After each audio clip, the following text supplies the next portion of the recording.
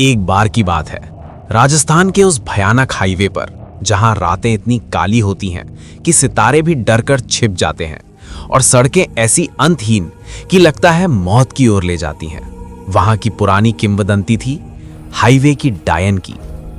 लोग फुसफुसाते थे कि वो ना सिर्फ आत्मा है, बल्कि एक शापित प्राणी जो जीवितों की आत्माओं को चूस लेती है। सदियों पहले मर चुकी, लेकिन उसकी भूख कभी नहीं मिटती। उसका नाम रानी था। वो एक खूबसूरत लेकिन अभागी लड़की थी, जिसे एक जमींदार ने प्यार का झांसा देकर धोखा दिया। गुस्से में रानी ने काला जादू नहीं सिर्फ सीखा, बल्कि खुद को राक्षसी बना लिया। एक अमावस की रात उसी हाईवे पर उसने अपना गला काट लिया, लेकिन मौत से पहले शाप दिया कि जो भी मर्द मुझे धोखा देगा, उसकी आत्मा मैं हमेशा के लिए कैद कर लूंगी। अब वो हर अमावस को लौटती है, सफेद साड़ी में लिपटी, लेकिन साड़ी पर खून के धब्बे, लंबे काले बाल जो हवा में सांपों की तरह लहराते, और एक लाल बिंदी जो चमकती नहीं बल्कि जलती है जैसे नर्क की आग। उसकी आंखें खाली गड्ढे, लेकिन उनमें तुम्हारा अतीत झांकता है। कहानी उस रात की है, 2025 की अमावस।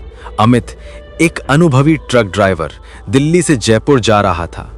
रात के 3 बजे हाईवे पर घना कोहरा छाया था। ट्रक की हेडलाइट्स भी मुश्किल से 10 फीट आगे देख पाती। अचानक कोहरे से एक साया उभरा। एक औरत, हाथ फैलाए, लेकिन उसके पैर जमीन से ऊपर तैरते हुए। अमित का दिल धड़क उठा, लेकिन वो रुका। शायद कोई मुसीबत में है, उसने सोचा। दरवाजा खोला और वो अंदर घुसी। उसकी त्वचा इतनी ठंडी कि ट्रक का केबिन जमने लगा।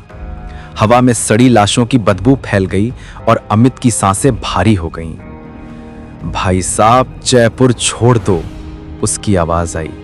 लेकिन वो आवाज इंसानी नहीं, जैसे कब्र से गूंज रही हो, और हर शब्द के साथ अमित के कान में सुइयां चुभ रही हों। रेडियो खुद चालू हो गया, लेकिन गाना नहीं बल्कि चीखें, औरतों की कराहटें, जैसे कोई यातना दे रहा हो। अमित ने पूछा, तुम कौन हो? वो हंसी, लेकिन हंसी में दर्द और क्रूरता मिली हुई। रानी, और तुम? क्या तुमने कभी किसी को धोखा दिया है? अमित याद करने लगा। हाँ, वो गांव की लड़की, शादी का वादा करके छोड़ दिया था। अब वो अतीत उसके दिमाग में जीवित उठ हुआ, जैसे रानी उसके विचार पढ़ रही हो। ट्रक चलता रहा, लेकिन अचानक स्पीड कम हो गई। अमित ने एक्सेलरेटर दबाया, लेकिन ट्रक रुक गया। इंजन बंद। बाहर कोहरा गाढ़ा हो गया और अमित को लगा जैसे हाईवे पर हजारों आंखें उसे घूर रही हैं। रानी मुड़ी, उसकी गर्दन 180 डिग्री घूम गई, बिना शरीर हिले।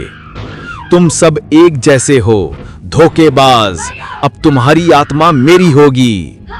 उसके नाखून लंबे हो गए, काले और नुकीले, और वो अमित के गले की ओर बढ़े। अमित चिल्लाया, लेकिन आवाज बाहर नहीं निकली, जैसे उसकी आवाज चोरी हो गई हो। रानी के मुंह से खून टपकने लगा और वो करीब आई। उसकी सांस अमित के चेहरे पर लगी, गर्म लेकिन मौत जैसी। अमित ने माफी मांगी, मैं गलत था, मुझे छोड़ दो। लेकिन रानी रुकी नहीं। उसने अमित का चेहरा पकड़ा और अमित को लगा जैसे उसकी आंखों से उसका जीवन निकल रहा हो। उसने देखा, विभ्रम में, अपनी प्रेमिका की लाश, रानी के शाप से मरी हुई। फिर अमित की खुद की लाश हाईवे पर पड़ी, आंखें खाली। लेकिन आखिरी पल में अमित ने अपनी जेब से एक पुरानी फोटो निकाली, उसी लड़की की, और रोते हुए कहा, मैं अब सुधारूंगा। रानी ठिठकी। शायद सदियों बाद किसी ने सच्चा पछतावा दिखाया।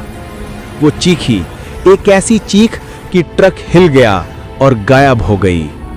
लेकिन जाते जाते अमित के गले पर निशान छोड़ गई, पंजों के, जो कभी नहीं मिटेंगे। ट्रक स्टार्ट हुआ। अमित जयपुर पहुंचा, लेकिन वो अब पहले जैसा नहीं। रातों में उसे सपने आते, रानी की आंखें, और वो जानता है कि वो लौटेगी।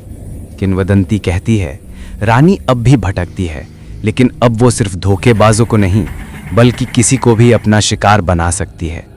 अगर तुम कभी उस हाईवे से गुजरोगे और कोहरे में कोई साया दिखे, तो रुकना मत, क्योंकि डायन की भूख कभी नहीं मिटती और अगला शिकार तुम हो सकते हो।